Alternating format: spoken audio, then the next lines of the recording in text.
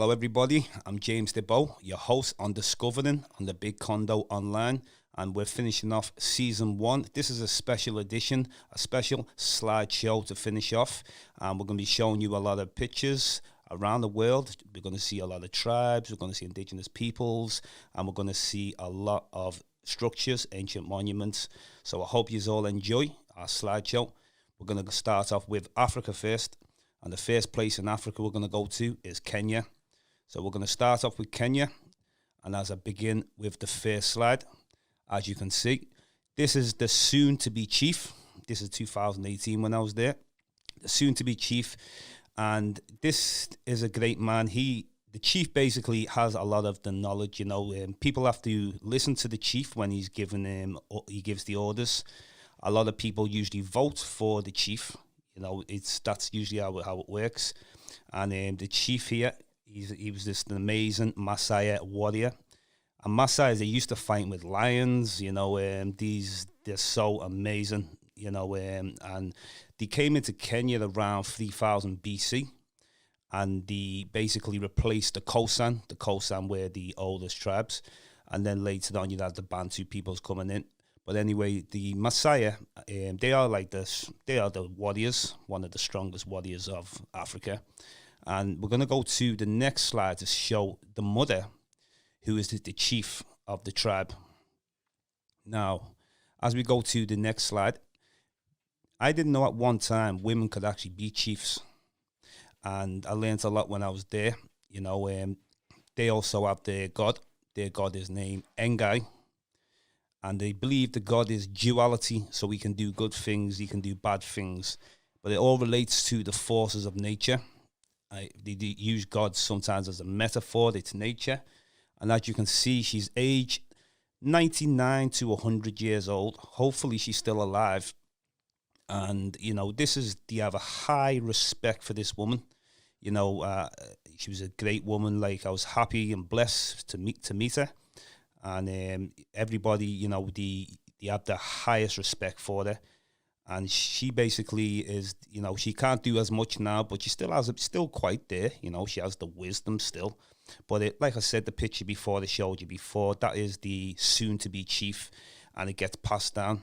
So as we're going to go to the next slide now, interesting one. And these are the Maasai tribes. Obviously, you can see they always do that jump. And also, you see a lot of the young youth. There was a great experience because I not long came from a safari, and then we said we got to go and see the Maasai tribes.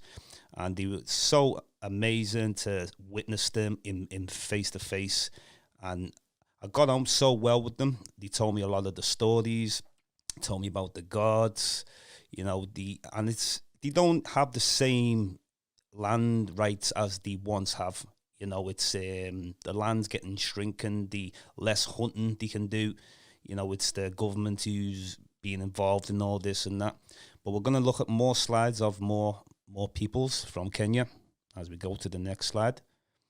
And as you see, these are they add a lot of medicines there, and they've shown me growing the herbs. They raise the cattle, and obviously they believe that the cattle has been given to them by their god.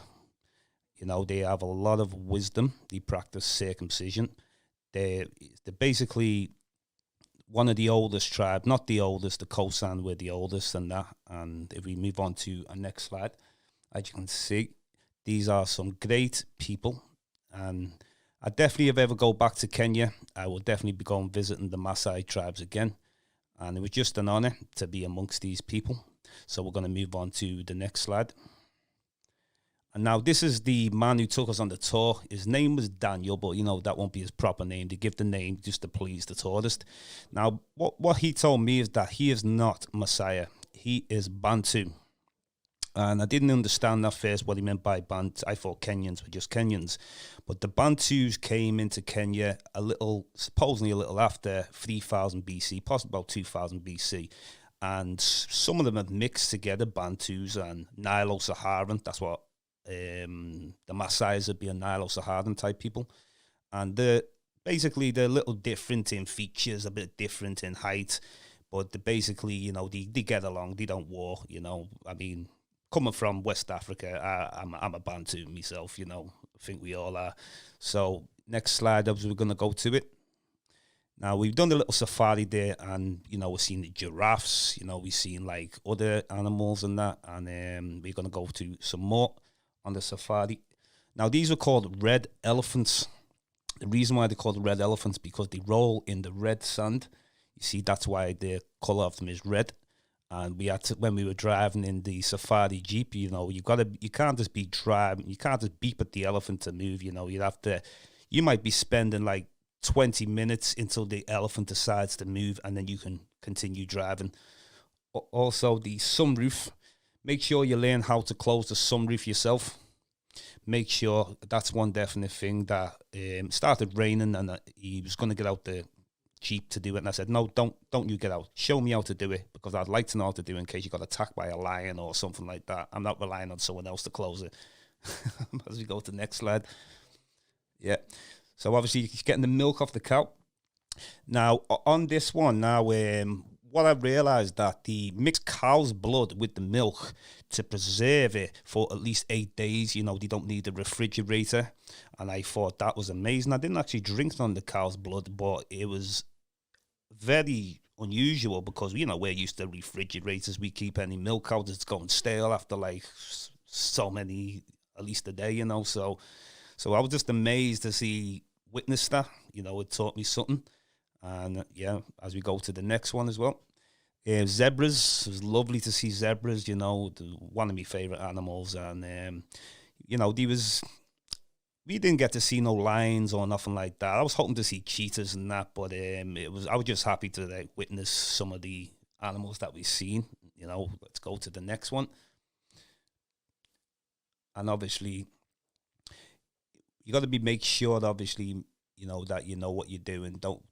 I dropped my phone actually as well, and luckily one of the men got out of it and picked my phone up, and I was very happy that he picked my phone up, because I would have lost a lot of pictures. So basically, I was thanking him anyway. And as we go to the next one,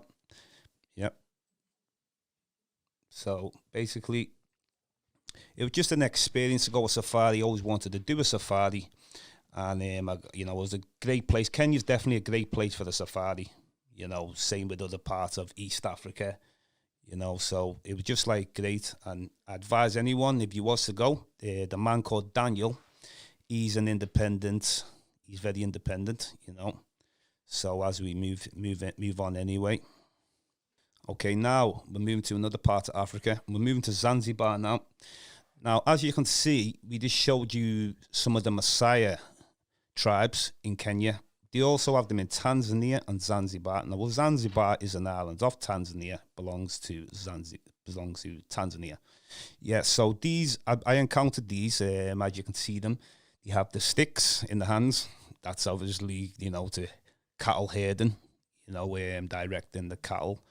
And Zanzibar, was a very lovely place, it's got a lot of history there of the slave trade was really crazy there, whether it was the Europeans and also the Arabs.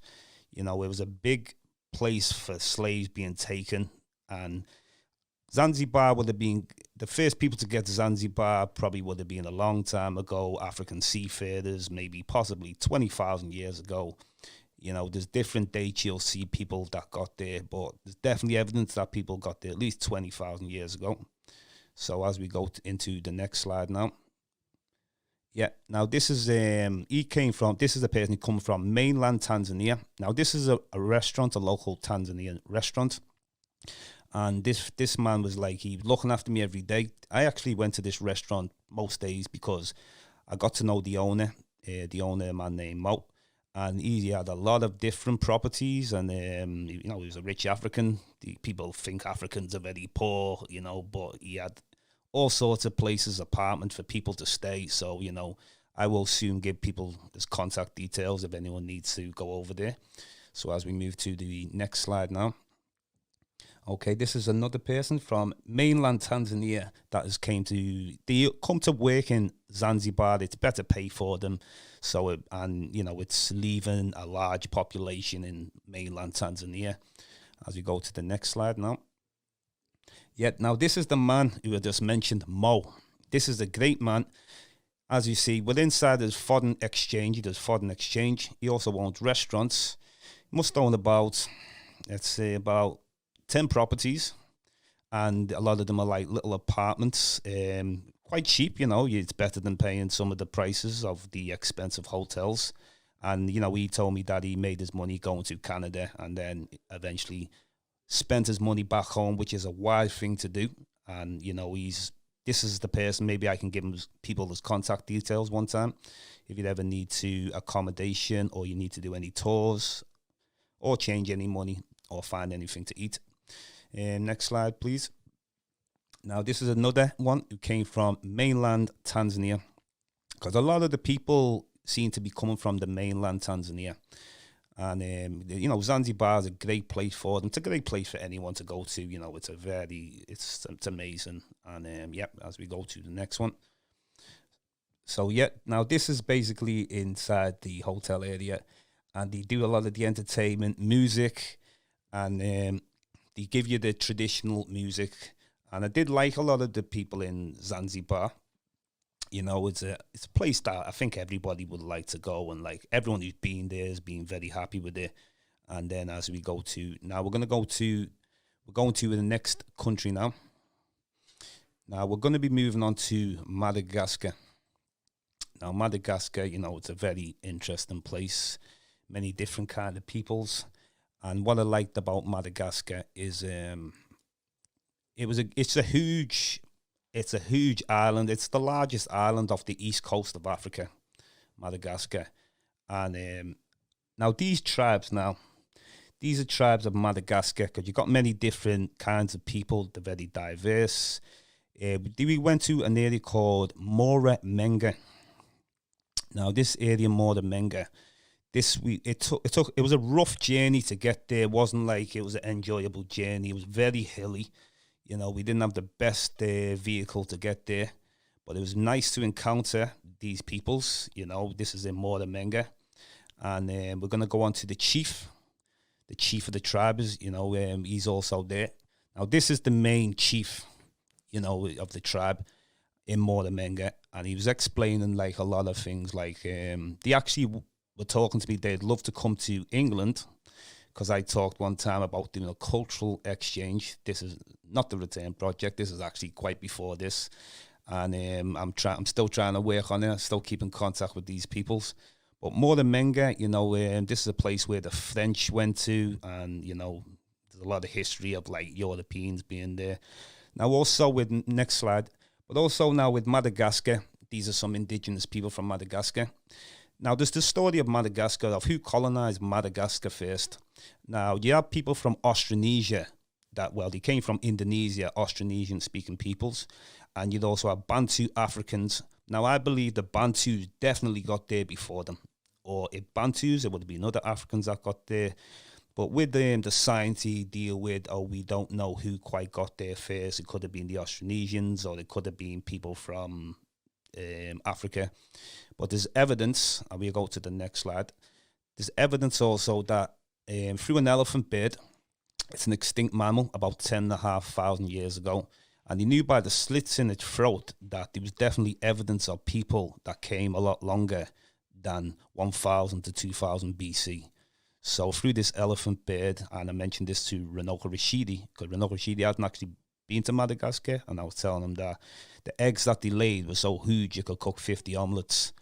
As we go to the next. Yep. Now, just before that was a local children that we fed about 15 children in a local restaurant. They were there. A lot of them were quite homeless. They didn't have any food or nothing like that. So first of all, 5 came in. We fed them. Then another 5 came in. Then another 5. But, you know, it was all love. And as we move on to the next slide. Now, this is as we're going through to Mora Menga. And, you know, it's a bit different than where we stay, because we were staying in a place called Antananarivo. That is the capital. And you know what capitals are like. They're always hectic, big cities, large populations, a lot of poverty. You know, we've seen this nice young one. You know, he's a good young boy. You know, like they go through poverty, but it's a little bit different in these areas, because, you know, you can do a bit more from the big city population, everybody fending for themselves and that. you know. So as we go to the next slide, now as you can see, carrying on the head, the bags. Now this reminds me of other places I've seen in Africa. You know, sometimes you see them carrying the water on the heads, and you know it's far walks just to go and collect water or collect food. And these were like very friendly people. I actually found them more friendly than the city. You know, the more better. As we go on to the next slide now. Yeah. So this is a nice young lad, nice young boy. He was very friendly. Following us around there when we were walking through Antananarivo, and you know, like the sing for you, and like you know, we give them a little bit of money and that, you know, help them out. Because you see a lot of the youth that's walking around by themselves, no mother, no father, you know, like but you know, I really feel for these people and that, you know. So you know, give them a helping hand anytime I can, any spare change, you know. Yeah, as we go on to the next. And this is back to what we were saying, Moramenga. Very peaceful people. And a lot of the people speak French also. They have the, you know, the native tongue, but it's a lot of French-speaking people. How I had to get by with a lot of them, luckily I had my phone with me when I was doing the, you know, the translating on the internet. So we had to translate a lot of words, but, you know, we got by just fine through that. And as we're going into the next one, yeah, but but it was definitely great, and we're going to move to Gambia now. You know, we're going to go to West Africa. We've just been into East Africa. We just dealt with Zanzibar. We've dealt with Madagascar, and then we've dealt with Kenya. So now we're going to be moving into West Africa, which is Gambia. And Gambia, you know, a lot of history there. Now, this is the chief in Gambia. Now, we left the Banjul Beach area. We left Banjul Beach, and then we went to about 3-hour drive. And then this is the Chief Jana, his name was. And it was very nice to meet him. Like, so if you were staying into the village areas in Gambia, he's definitely a person you would definitely want to know. You know, maybe you need to know things. Maybe you had a few problems with, I don't know, any local people. You know, he's the chief of that area. He will take care of things anyway. But great man, you know. And then as we're going to go into more slides. Yeah. Now this is the area where the beach is, where it's a fish market. Now in this fish market, this is where we picked up the food, because we had some local people take us to their home to cook for us. And we ate all sorts of food, like, you know, we got all the vegetables there, lovely fish, and this is, you know, some nice Gambian peoples. And we're going to go on to some more slides. Yeah, but Gambia is definitely a place where, you know, maybe you've never been to Africa before, and it's a good place to start with in West Africa. Now, this is way out of the tourist zone, and just like how I like it. I like mixing with the real people all the time, and you know, getting to meet the true traditional peoples. You know, I'm just about being myself, and I'm about learning them, and I embrace and see myself. You know, I'm an African, so, and they pick up your spirit. They always pick up my spirit anywhere I go, and you know, yeah, I can see you one of us. You know what I'm saying? So yeah, as we go on more. So this now is where we went to the fish market. These are barracudas. And he just said, pick your fish. And I was just like so amazed. He picked a bunch of fish. Then we picked a bunch of Scotch bonnets and all sorts of different vegetables I've never seen. And then he cooked up some gari. He cooked up some gari with it, and it was so tasty, you know. So as we go into the next slide. Yeah, so as you can see, we're in the home now where he's cooking up these barracudas for us. He's got gari with it, and it was just so amazing, like a soup. Now, what they mainly do is, you know, a lot of them like to eat off the same plate. That's what they do, you know, it's about sharing. Even though they said to us, you know, you eat off your own, but obviously I wanted to eat with them, you know, so. But it was a great experience, and this is like in the houses, they like to have the kitchen outside. You know, and also it's like pets. They don't like dogs inside the house. They like, you know, pets have got to be outside. You know, it's cleanliness, and you know, I learn a lot of things about them. You know, so, and as we go on to the next slide. Now this is a lot of the traditional Gambian peoples. Mandinkas is like one of the main tribes. Now, Mandinkas it's not just Gambia. You could even add them in Mali, Guinea, a lot of these other areas in West Africa, because at one time, Gambia's been shrunk. It was part of the Malian Empire at one time. Also, later on, Songhai, the empire that came apart until obviously the British and, you had the Portuguese nosing about, didn't you? So as we move on to the next slide. Now, this is a great man called Laman. He educates me a bit about, this is when the Kunta Kinte, the Roots tour, when we went down to, Roots, what you're seeing as a youth, Kunta Kinte, and this is like what we got told in school. You were slaves and you didn't have no civilization.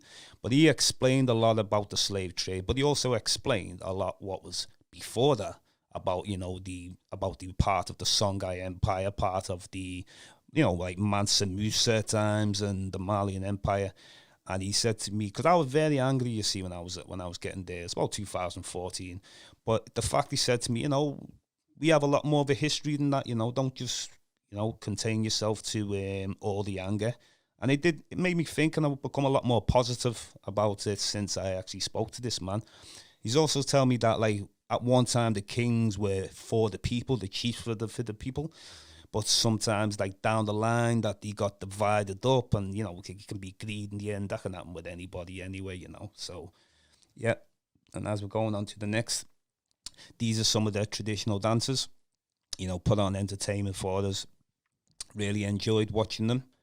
And then, obviously, we're going to the next country now.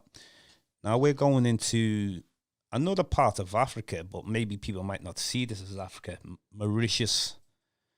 We're going to Mauritius. Now, Mauritius is Africa. Now, the migration into Mauritius is, it's back to the story of, well, the Portuguese got there first. No, they didn't. Then I looked and seen the Arabs got there first.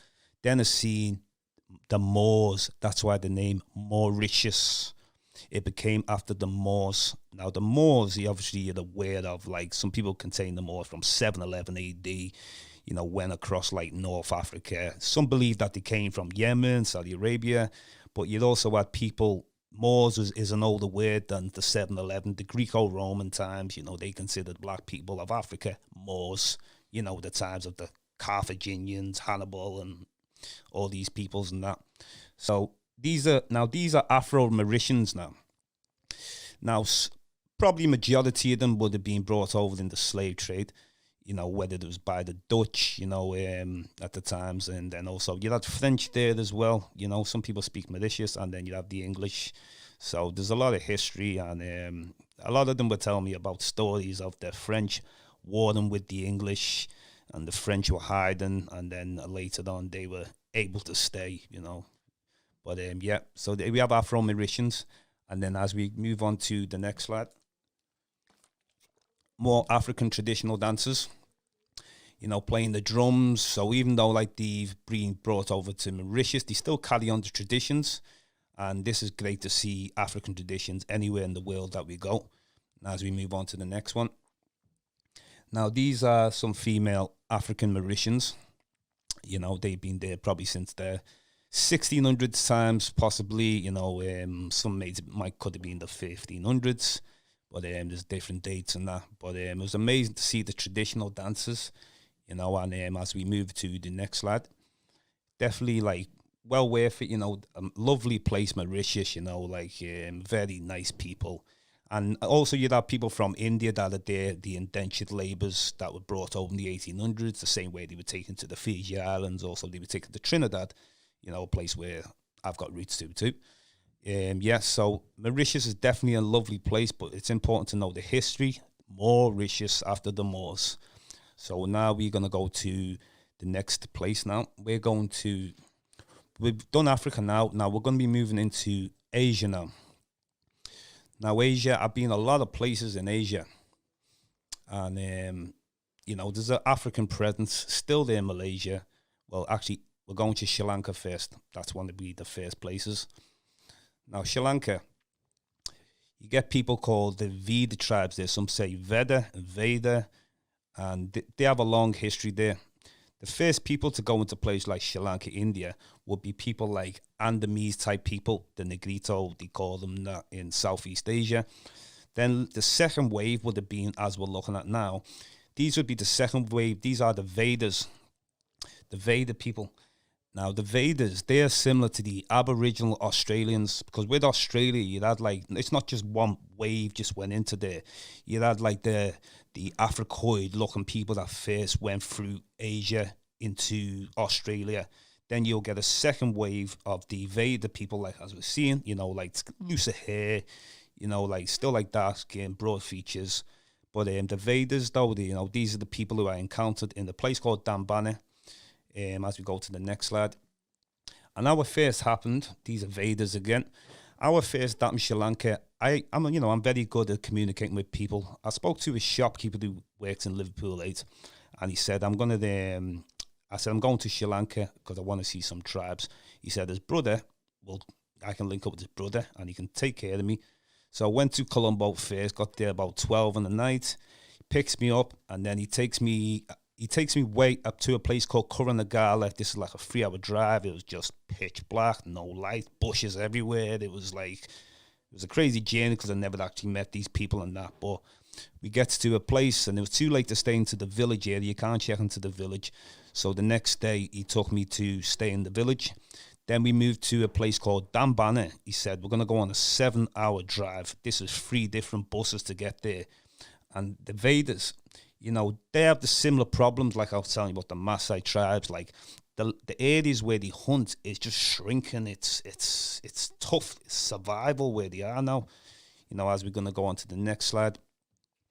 And the person obviously who like took me over there, as you see. Now this young boy that's with them, he was a singer. He was a great singer. That's all he liked doing, singing all day. And a lot of the Vedas, you know, like they're just, you know, they're living like, it's getting tough for them. They don't want to just be brought into modern life. And, you know, it doesn't really work for them and that, you know. And we're going to go into the next slide.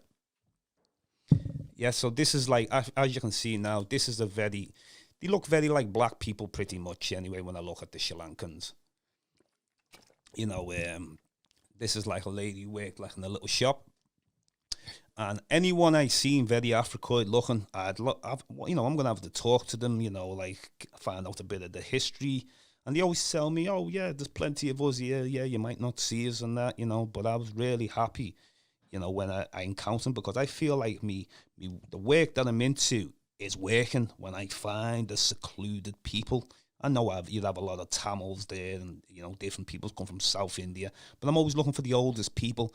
And I feel my work is always working when I encounter these people. So I'll be going to the next slides now. Now this is the large Buddha statue.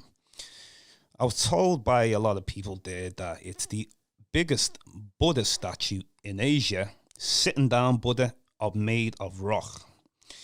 Now it's not an old Buddha statue. It's only been built in the last maybe 10 to 15 years. Now, it's the second biggest, but now it's the biggest because the original biggest was the one in Afghanistan that got blown up, I don't know how long ago. So now that's took the throne, and that's supposedly the oldest sitting down Buddha that's carved with rock. So as we go to the next slide. Now, we got more of a clear picture of the Buddha. And there's a rule when they tell you, take your shoes off when you're walking towards the Buddha and make sure you stand in a particular way. You can't stand with, you know, like your total back to the Buddha. You'd have to stand a bit on an angle and, you know, like it's a bit like respect for the Buddhas like that. But I was around a lot of Buddhas. It's predominantly Buddhism, the country and that, you know, as we go into the next slide. Predominantly Buddhist country. And I got to mix with the Buddhas, the people who have stayed with the Buddhas and, you know, and I just loved it, like mixing with the peoples and that. So now we're going to be moving to Vietnam. This is the place now, Vietnam. Now Vietnam, you know, this is a place where I'm trying to find the earliest peoples. Like we're going to go a bit into Southeast Asia. We're going more around them type of countries. So Vietnam, these are people called the Hmong tribe. Now the Hmong, they weren't the friendliest people. He wasn't the friendliest people at all. Now, the reason why I find that the oldest people are always the friendliest. Now, the Hmong peoples, they came from south of China about maybe 2,000 years ago. But if you trace the history back, you'll know that there was a Chinese invasion that came into Vietnam. They conquered the Vietnamese about 2,000 years ago. So the original people would have looked like some of the people I'm going to be showing you soon. A lot of the people that they call Negrito type, Africoid looking peoples. So we're going to move on to the next slide. Now, these are some of the homes of the Hmong. You know, it was very cold up there because this is like real high mountainous areas in there. It took us about 9 hours to drive there. And we was on a sleeping bus. It's a bus with bunk beds because you need to get your head down. And it was a bumpy ride. You know, we're passing all the nice rice farms. We're going so high up into the hills and into the mountainous areas where you basically need to jump on a motorcycle. You know, you need a motorcycle because they're getting like really narrow roads where, you know, you can't be going on the bus no longer. Okay, we're going into the next slide. Now, you can see me there on the bridge, and I've got my hood up, and it's absolutely freezing. It's freezing. That's why I've got my hood up there on the bridge, you know. So we're going to move on to the next slide. Now, this is in Hanoi. This is obviously where we left. Hanoi, you know, this is like a place where it's a big city and that. And a nice place. And as you can see, some of the Vietnamese people, you can see like very dark skin, some of them kind of like Africoid, because there's different kind of peoples there, you know. Some have mixed. You got the Austronesian mix that's came back from the last 2,000 years. So as we move on we're going to be moving on now to Thailand now. This is going to be another place, Thailand. Now, Thailand, you will see a lot of the Mani tribes you went to see. Now, the Mani tribes have been there at least about 35 to 40,000 years ago. There's not too many of them left. There's only about 300 people left.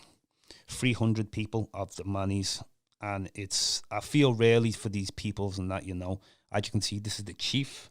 You know, I was sitting inside the huts. You know, we're going to go into the next slide.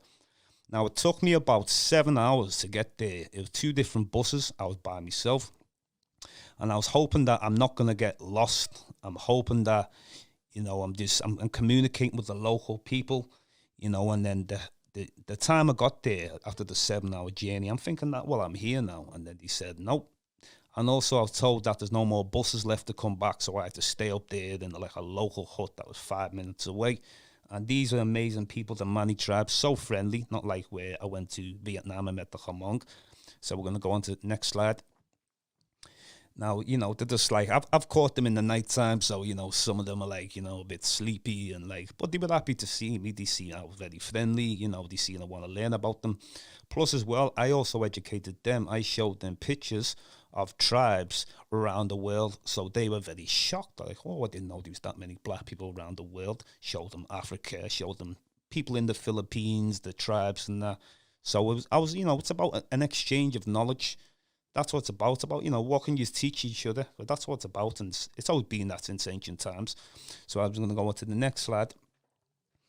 Now, we're looking into the huts now, kind of like bamboo type huts, you know. Some of them are made of leaves as well on top of it. And they use the blow pipe. The blow pipe is what they use to kill the prey. You know, they have tigers in these places. They've got snakes in these places. So we had torches in there, you know, with the, you know, because it was late there, so I had to meet up with like a ranger, and then the ranger basically said, we're going to give you the torch and be very careful, watch your feet, you know, watch your steps.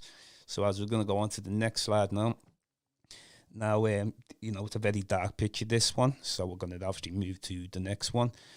Yeah, and it was just amazing to see, you know, you can't just go in there, especially in the middle of the night, you know. That's why I've got my torch there, you know. They're very boss people to encounter, very spiritual people, nature, spiritual connections. Soon as you get in there, you know, it's like you just can see into one another, you know. And like you know, these people, like they're considered as nomadic, so obviously they've got to move because of, you know, sometimes you get heavy rains in these places and that, you know. So obviously they move from place to place. Plus as well, they were in areas that was a lot more closer.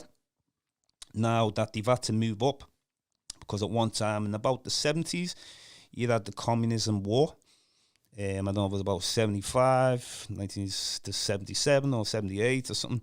And you had the guerrillas who were at war with the not the Thai government. So a lot of these people would use a lot of the Mani places as a base, and sometimes the Mani places would be getting, bombed, and so they've had to like move to more of a secluded area. This is a place called like around Sakaya. They have to move from Patalung. Yeah, so as we go into the next slide, more beautiful pictures of the Mani. Mani been there, like I say, about 35,000 years, and it's due to the similar problem. They're related to the Orange Asli in Malaysia, and they're related to similar to people of the Indigenous Islands and that. But they're being absorbed, you see. They've been getting absorbed. They've been at war, these people, for the last like 2,000 years. It's the Austronesian expansion, a Mongoloid expansion, and this is still going on to this day, you see. Like, you can look in like places like Papua New Guinea, West Papua, they're being attacked by the Indonesians, and people don't really know too much about the wars with the Mongoloid and the indigenous black people of Asia. But this same story goes back to ancient America, but, we'll talk about that soon. So we're going to go into the next slide. So as you can see, I'm just making sure, I'm just so excited. I ate with these people as well, they were giving me like potatoes, vegetables, and didn't actually eat meat with them, which I was happy. So I had to stay over there, and then, I got the bus back the next day. It's a long journey, but the Mani, though, there was definitely amazing, Even Ranoka Rashidi told me that, he didn't actually visit the Mani himself, or the Etta, or the Aslis in Malaysia. So he was like giving me total prop for that, and I really respect him for that. So now we're going to be moving into... We're moving into, is it Indonesia or the Philippines we're going to go to now? And now, there's a lot of these related groups in different places and that, so we're going to be looking at the Etta in the Philippines, and you'll also have them now we're in Indonesia now. Now, what we were looking for in Indonesia, I was there with my cousin Daniel. And what we were trying to do is we were trying to find, we were giving each other points. We see if we can find the most Africoid-looking people. So when we encountered these, like, we were having a good chat with them, and he said that, we're just the same as yous, and, we've been here forever, and I was happy to hear that, because, a lot of the people there you might see, like, look a bit different. Like, there's a lot of dark-skinned people, but, like, you get, like, the Mongoloid type look, that have mixed with other Asians in the past and that. But black people have been getting conquered in Asia for a long time. We heard the story of the transatlantic slave trade and stuff, but people have to know how black people have had in Asia. It's terrible, so let's go on to the next slide. Now, this is my cousin Daniel, who I travelled with. We went to Malaysia and Indonesia, and it was amazing, great experiences for us both. Daniel, he's a great person anyway. And I opened his eyes because he didn't really like travel too much in that, and he changed his life when he came there. And we're looking, like I say, we're looking for some indigenous Indonesian type peoples, which we encountered. So great. So as we go on to the next slide now. Now, this is a man called Rudy, a great man who toured us around. We keep the same driver. Once we find a guy who's loyal and, he doesn't want to rip you off, he was hanging out with us all day. So Rudy's definitely a guy, if I ever went back to Indonesia, we would definitely have him to take us around, because he's a great guy. And that's what it's about, finding the great guy. It's not just about finding a guide, it's the great guide. Next slide now, as we go to. Now, this is a white tiger. I had to take this picture because, you don't see too many of these in the world and that, I think they're becoming extinct, so I was just happy to see that one. So I had to take that picture. So now we're going to move to Malaysia now. We're going to be moving to Malaysia. Now, with Malaysia, I went there with Daniel, just like who showed you then, my cousin. And we want to see, I explained to him, we're going to be going to see the Orange Asli tribes in Malaysia. And as you can see, the Orange Asli, they're like similar to people, like we said, the Mani tribe. In Thailand, you have a similar related group in the Philippines, the Etta. Now, these have been there at least about 40,000 years. And it's the same story with these peoples of, like, being conquered from ancient times, and then obviously later you had the Portuguese coming there, and like the Spanish in other parts calling them names like Negritos, and well, you know how the Spanish were back then anyway. Yeah, let's go on to the next slide. Now it was just great to like encounter these peoples. This is one of my first tours in Asia, visiting tribes in Asia, and it was just amazing to see them. And it's like, there's nothing like that real feeling. Like, there might have been some other people on the tour there who didn't have the same passion as I did. I was going up there, I wanted to meet the chiefs, meeting other tribal peoples. We're going to go more slides now. The next slide. Yeah, so as you can see now, very Africoid. You have afros, they have like, look at the amazing huts that they have, also as well, they kind of get absorbed a little bit, some of them, into the Malaysian government. They kind of like work alongside them and supply them. But one thing about these tribes, if they're going to take anything off you, they like to give back. They don't like, it's not like a one-way thing, so we're going to go into more slides. Now, this is the blowpipe, or some say the blowgun. This is how they kill the prey, whether it's tigers, monkeys, whatever they find. That's what they're going to be hunting. They also bury the dead, some of them in the trees. They lived in there for so long and have to leave the bodies before they actually bury them. And I was very surprised, that they said that. I said, won't the tigers eat them? They said, no, they must do something to the body to keep animals away and that. So we're going to go on to the next slide.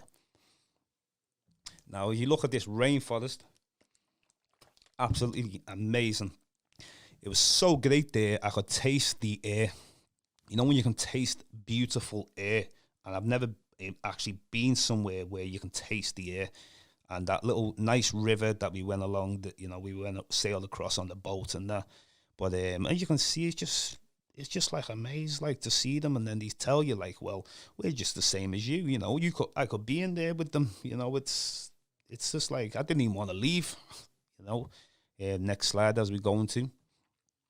Now, this is me and Daniel with one of the Orange Asli tribes. Orange Asli means original people or first peoples. And they have their, like, some people like, what do they believe and stuff. It's to cut a long story short, it's all about nature. Some of them say, well, we believe in there's good spirits, there's bad spirits. But I think if the more you go back, you'll see it's about a supreme being. That's what they think. And the supreme being will control the lesser beings, as in like the other spirits, or whatever you want to call them, good, evil. So, we're going to go into the next slide. Now, this is the chief. Now, I was happy to meet the chief, First of all, I seen him, like, I spotted him on like a high hill.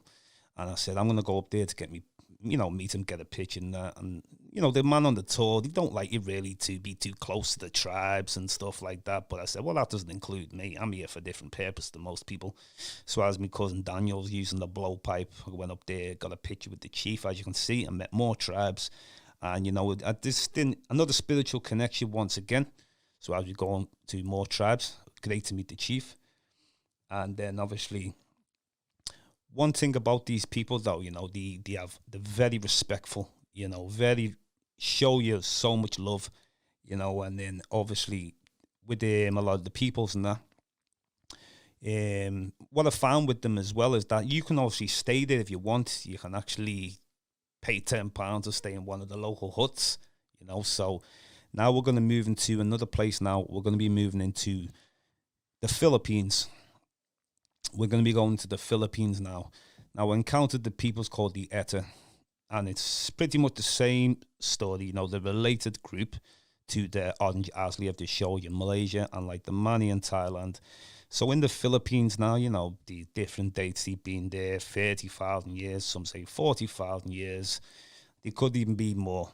But these are the first type of peoples who got to Asia. Look at a lovely, nice Eta woman, and we're going to go on to more slides now.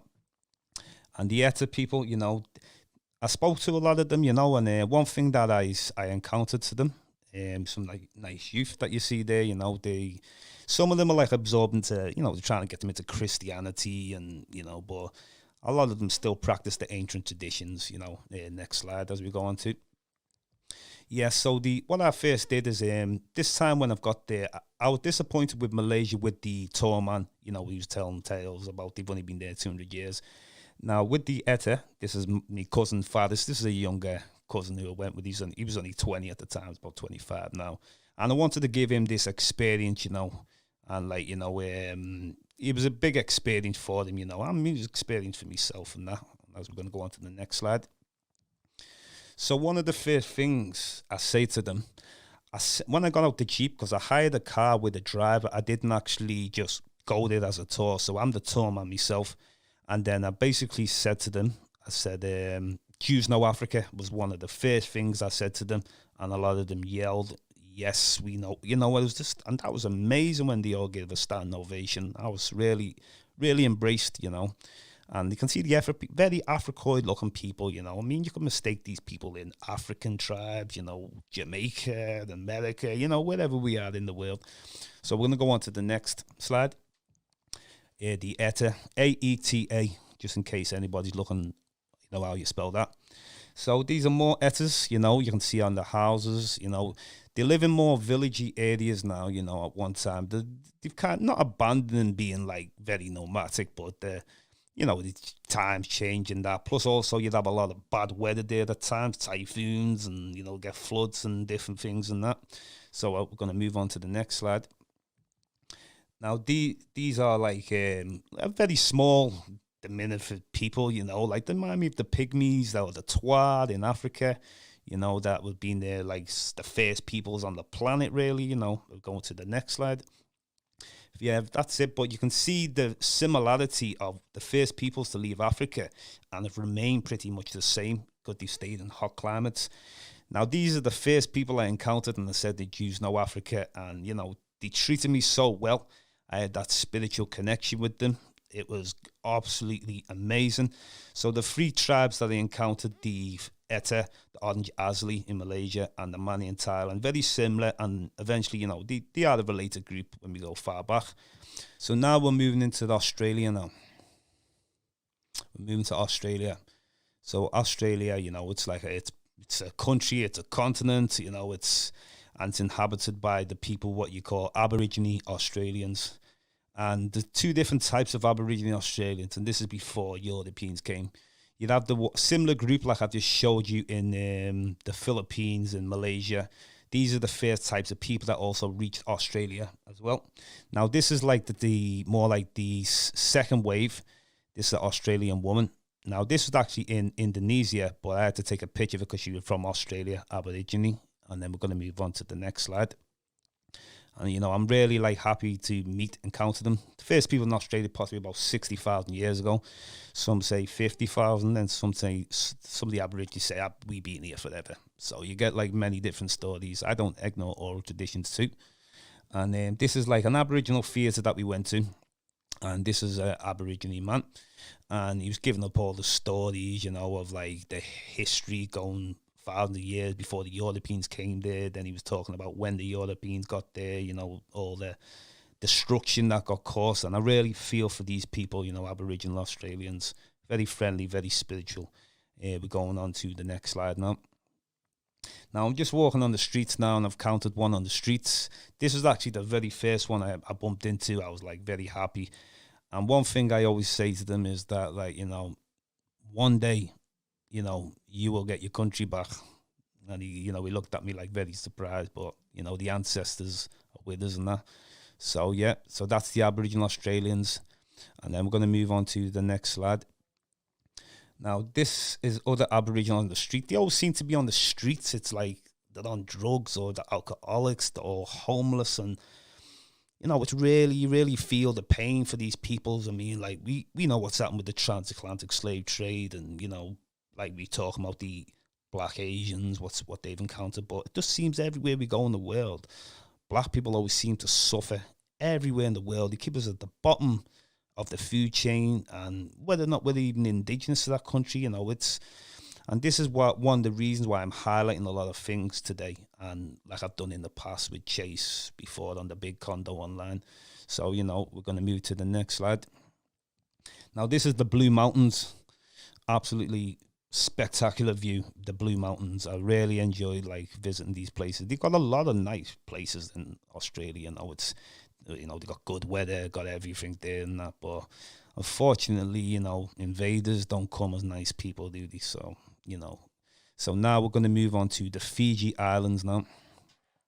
Now, Fiji, it was amazing. I've been there twice, Fiji.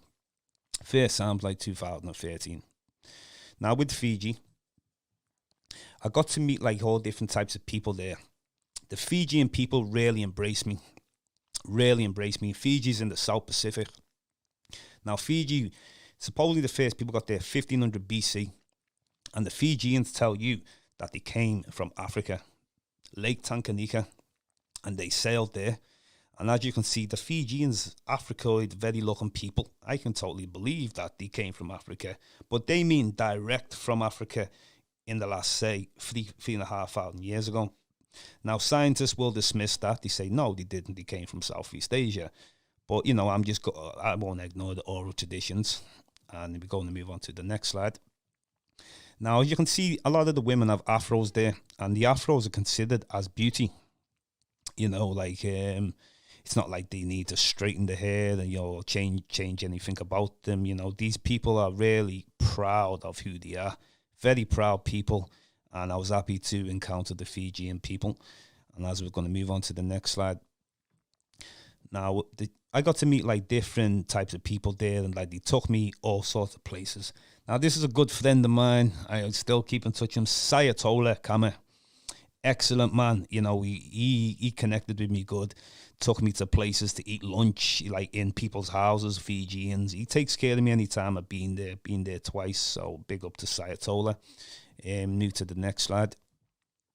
Now this is inside the house that he took me. He said, we're taking you to eat a true traditional Fijian in a Fijian home.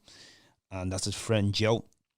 I'm really looked after this and that, and these places are easy to blend in as well, I really like Fijian people and that, and then going on to the next slide. Now, this is like in the First Landing Hotel. The First Landing Hotel basically they call it the First Landing because the First Landing, the chief stepped out with his left foot. And they have something like a shape of a golf course because the chief stepped out with his left foot, and it's the First Landing, so they called it the First Landing Hotel, which I went to twice. And I was like, if I ever go back to Fiji a third time, I will definitely go to the First Landing Hotel. So we're going on to the next slide, and then just local Fijian people, everybody you encounter says we're African. They always ask me, "Are you African?" I say, "Yeah, I'm African." And they say, "Yeah, we're African too." So I'm amazed with that. We go on to the next slide. Sayatola. Now, this is my second visit.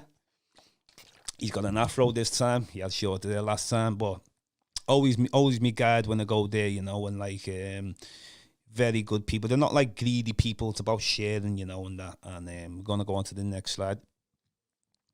So now this is Raster Fijians. I was happy to encounter a Rasta there. They have dreadlocks just like in Jamaica, the whole parts of Africa, Raster Fijians, showing the respect to them and that, Then we'll go on to the next slide now. Now, this is the chief. Now, it's not just easy to go and meet the chief. I had to get really embraced, and I had to, I talked the head off of people, that's how I got to meet the chief, basically. And the chief, this is like a traditional history. You'd have a council of chiefs in Fiji. It's not just like you have one chief, a council of chiefs, so they're involved like with the government and stuff like that. And, just in case people wonder, oh, why has he got a T-shirt on? Because he lives in a house. He doesn't live as nomadic. It's a lot different with the chiefs now. It's a council of chiefs. So he was a great man as well. And then now we're going to move to the next slide. Now, to meet the chief, you have to go through the spokesman. The spokesman's house might only be there, and then the chief's house there. Now, the other fella, the one with the colourful shirt is the spokesman, and the one, the bigger fella, that is the warrior of the tribe. Now, I got to see the chief the first day, and the warrior of the tribe weren't there, and he was there the second day, and he was wondering, how did I get to meet the chief without going through him as well? Well, I said, you know what? Something just happened for the reason. Maybe you were not meant to be there, So I had a great talk with these and that, spoke to them for hours. They would ask me, am I going to be writing a book? And, you know, they'd ask me all sorts of stuff and that. Am I doing a documentary? And this is back in 2013. So I already had a long vision from a long way back of kind of like what I'm actually doing now, you know. So it's been in me for years and that. Then we're going to go on to the next slide. Traditional Fijian people, absolutely amazing people, you know. And this is in the first landing, where they first landed. And then we're going to go on to the next slide now. Now, as you can see, very Africoid looking people, afros again. I'm just so happy. And the amount of people that just tell you, you know, we're African people, and it's no arguments about it, you know. And let's go on to the next. Now, we're going to move into Tonga now. Tonga is a part of the South Pacific, just like Fiji Islands. Now, Fiji is considered as Melanesia, and that's due to the dark skin Melanesian, like it goes from Papua New Guinea, New Caledonia, Vanuatu, and then Fiji. Now, when you get into Tonga now, it's considered as Polynesia.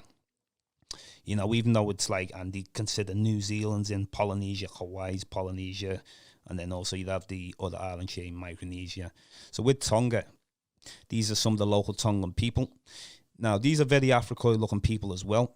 Now, you'd have had people mix with them, like from the time when the Japanese were going into the Pacific, and, you know, now you've got a lot of the Chinese going in there, and people from other areas, you know. So we're going to move on now to the next slide. Now, these are local Tongan people. You know, these are, you know, just basically simply black people, you know. And a lot of when people depict the Tongan, if you just happen to go on the internet or something, they always show you like the Oriental or different looking ones. But with me, you're gonna get real slides from me, and that's what I'm about. And, you know, the Tongan people, they don't say the same thing as Fiji. We come from Africa. The Tongans will say we came from Fiji. So then you like put two and two together and say, well, the Fijians say they came from Africa, so maybe they did too. So we're gonna go on to the next slide. So this is amazing fish. The taste, so tasty as well. And I'm staying in a local hostel with a man named Motti who owns it. You know, he owns all the property, makes his own alcohol, and it was great to mix with these people, you know, and just to eat the food and everything fresh, and, you know, it was absolutely amazing. And we're going on to the next slide. So now, this is a man from Vanuatu, Melanesia. So I had to, you know, I got talking to different peoples when I'm there and that. So I was happy to encounter the people from Vanuatu, you know, so that was excellent as well. So we're going to move on to the next slide. This is a Tongan. This is the nephew of the owner of the guest house, Motti. And, you know, these are all looking after us. They're very respectful, you know, looked after me, you know, treated me good. You know, as you see, he's a big, huge guy, you know. So, yeah, next slide. Yeah, so now this is Motti. He owns a guest house. Very friendly, you know, and I still keep in touch with these people, you know. They're great people, the Tongans, you know, just like the Fijians and that. So we're going to move on to the next slide now. So now, this is like, you know, it's very green Tonga. We're just passing all these beautiful fruits, you know, we're just passing all these different peoples and that. And it's not really a tourist area. A lot of people like thought I was either a backpacker or you're there on research. That's what most people are asking me and that, you know. So we're going to go on to the next slide. Tongan people, you know, like I say, I bonded with these people, you know. You can see sometimes just by a picture there's 1,000 words when you bond with someone and that, you know. And it's the exchange of knowledge going back and forth again, you know. So that's it. So we're going to go on to the next slide. Yeah, there's local Tongans, and I just jumped out of the ride on the end, and a lot of the tall women say, "Oh, well, you know, be careful, they might," you know. I said, "Don't worry about that." I just got talking to them now. Next slide as we come up. Now this is the Stonehenge. It was absolutely amazing. You know, we have a Stonehenge in England and stuff and that. Now the Stonehenge, this is around about the 12th century AD times and that. Now, this is where the kings, you know, they felt like it's good luck to be around here, the chiefs.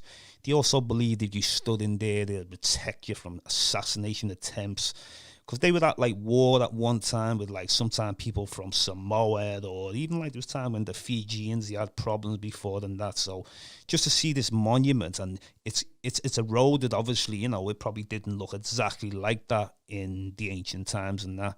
But I was just amazing to see this thing, and like, you know, it's very, very spiritual and that, you know. And then we're going to move on to the next slide. Now, this is a good luck stone. This is like, it was just like, you know, you're supposed to touch it and it's considered as good luck. And, you know, I'm always happy to, you know, take part in any, what people can want to call it, mystic, whatever. But, you know, I'm willing to take part in that as we're going on to the next slide. So now this is the 3-step pyramid. The way that pyramids everywhere, a 3-step pyramid.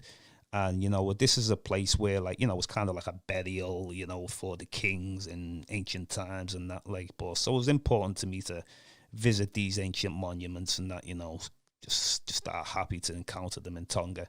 So we're going to, so now we're going to move into, we're moving into Hawaii now. So Hawaii was like a great place, you know, and a lot of the old Hawaiian pictures, they were depicted as, you see a lot of like the Hawaiian queen was depicted as a black woman, but obviously nowadays it's a lot of the Hawaiians are like the minority that being absorbed into peoples, like different peoples in that area, people from Asia, you know, whether it's the Philippines, China, Japan, and also you got people from America and, you know, different places. So they are the minority, the Hawaiian peoples, and that. This is a big Samoan that I met on there and that. So we're going to go on to the next slide. Yeah, so I counted all Samoan peoples and people from other parts of the Pacific that just going through the seas. That's me just posing there, whatever. And then we're going to go on to the next slide. And then this is just like, you know, just chilling out. That's where I bought me shirt from, Hawaii there, you know. Looking like crazy person there, but next slide. Yeah, this is a native Hawaiian that I encountered. And, you know, we just clicked so well, the native peoples and that.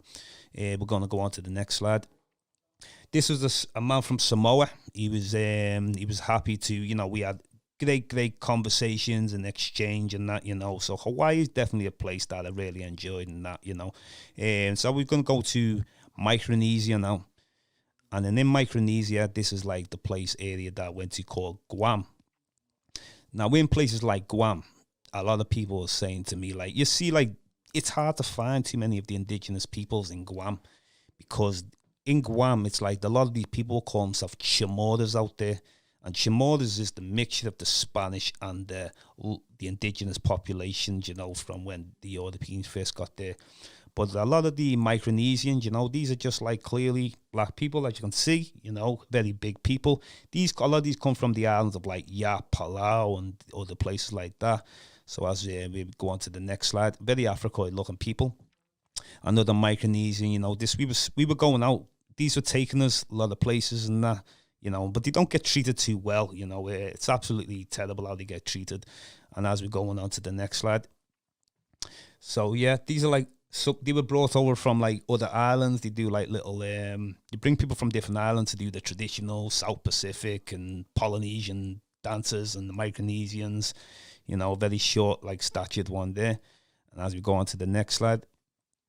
Yeah, this is like, you know, I was there with my cousin Father's there, meeting like a local people. So, you know, trying to bring people into things and all that, you know, so, you know, people like get it and that, you know. So now we're going to be going from Micronesia. We've done the Pacific. We're going to go into Mexico now.